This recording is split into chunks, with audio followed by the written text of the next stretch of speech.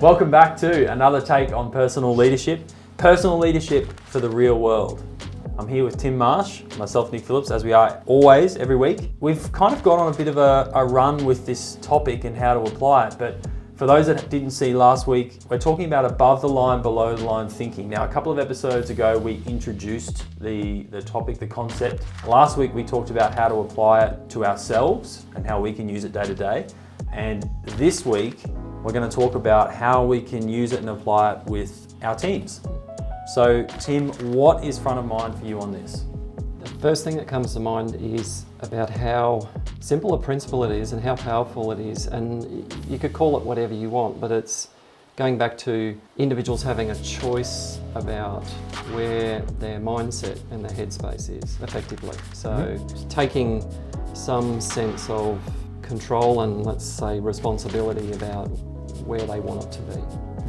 So a very common topic that's talked about is within teams is how you've got some individuals who more above the line, so proactive, solution focused, getting on and trying to find ways, even though it's not that their world's perfect, problems are happening like anyone else's, but it's how they respond to those and the responsibility they take in that, versus these people who just maybe aren't quite on the same page as everyone else, and so they're the ones who are being defensive and talking about the past and caught up in wasn't my fault and justifying, etc.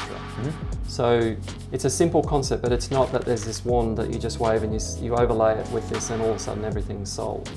But it comes back to there's an opportunity for people who are responsible for teams about can they set their people up to succeed more in a day and in a week? And I think it's a really good opportunity in the concepts that are behind it. Okay, so how would you apply it if you were the manager of a team? How would you use it day to day? I'm not saying this is the answer. Okay. It's a perspective. Yes. So the first piece is to actually, you have to start with yourself. There's no use going to the team and saying, hey, this thing I want us to do and here's why, all the rest of it. So listen to last week's episode. Yes, yeah. Start there. And this really important next step is about the why for your team. So there's once again, no use walking in and going, hey, here's this above the line, below the line, get above or get below, or move on or whatever. Yes. Yeah. It's actually helping people understand why.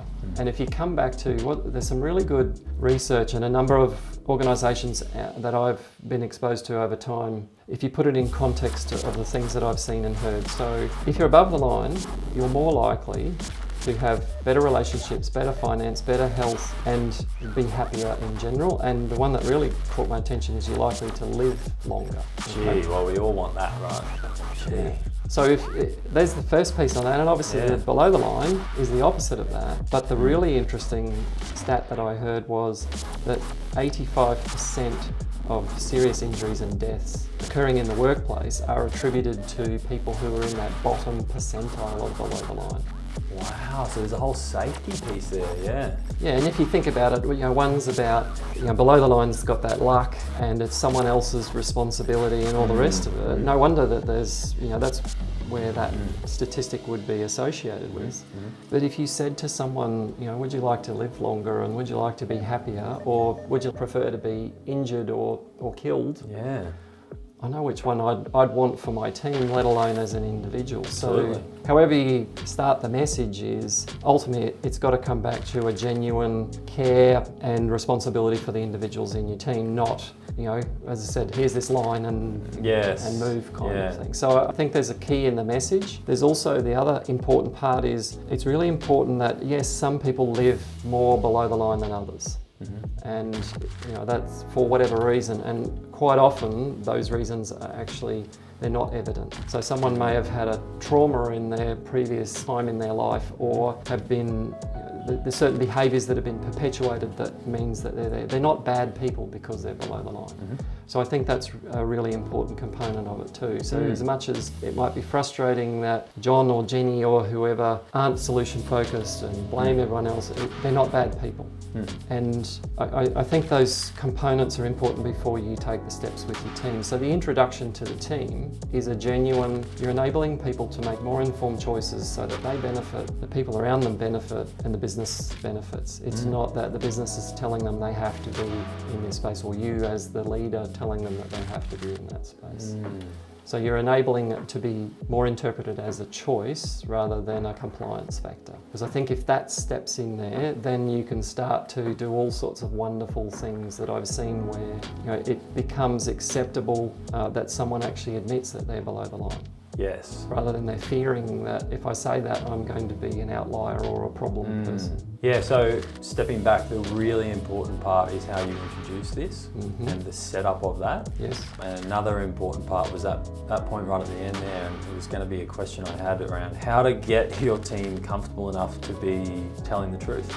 Because you might have some people that are, below the line, let's say, on a particular day, but they don't want to feel ostracised, or they don't want to admit it maybe to their team members. So getting the people the confidence to be able to admit whether they are ridiculously above the line maybe or below the line is an important step too. Some of this is the being honest with themselves piece. Yes. Because once you have more of that, you have more self-awareness, people are able to make more informed decisions about if I am, truthfully I'm here, they're then more likely to be in a mindset about making more informed decisions about what they do with that. If they're in denial, which is one of the below the line kind of behaviours, it's going to be difficult. And so it becomes one of the conversations with particular individuals might be around concern of, to me there appears to be a lot of below the line times for you. And I'm concerned because of your health, because of your happiness, because of, it does impact on the people around you, but I raise it not because you're a problem, but I raise it because there's actually an opportunity to do something about that, and I want to work with you on that. That's a very powerful conversation rather than I've got a problem because of this behaviour and where you are here and fix it. Yeah, and you have any KPIs and Yeah. Second last question would be, what are some of the best uses you've seen in organisations of this concept? They've implemented it and it's a fair way down the track and it's embedded in the organisations. What are some of those great ways that they've been using it? One of the best ones that I saw was on the staff room door where people had to walk to get into the workplace. That there was a line drawn on this board, and it was a magnetic board, and people had their initials on magnetic stickers, and they would indicate where they were on the way in, whether they're above the line or below the line, and that was part of their own self-awareness about where am I, and also that honesty piece. But it also allowed the supervisors to walk past and check and know, hey, I've got some people in different spots, and timely to have a conversation and to see if they need support or if there's something else that I need to be aware of in that. So simple concept, lots of steps that they took to build it to a point, like we're saying about honesty and being used in a constructive way.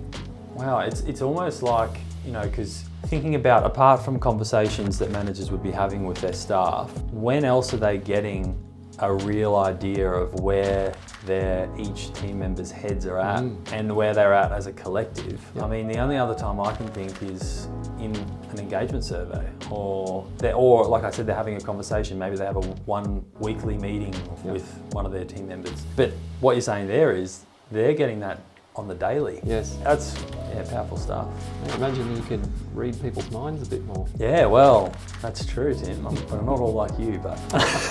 So, 7-day commitment to wrap us up. Look, I think if you're leading a team or managing a team, is thinking about where could you apply this? I guess that's the first step, or go back even further is if you've already started to sort of think through something like this, is start to formulate your why statements and how you would communicate that. Yeah, that's a good starting point. If you don't get that first piece right, you won't reap the benefits down here, because you won't get past this first stage. No. People won't be taking it seriously, and Well, they misinterpret. or misinterpret. Yep. Thank you very much. We'll see you next week.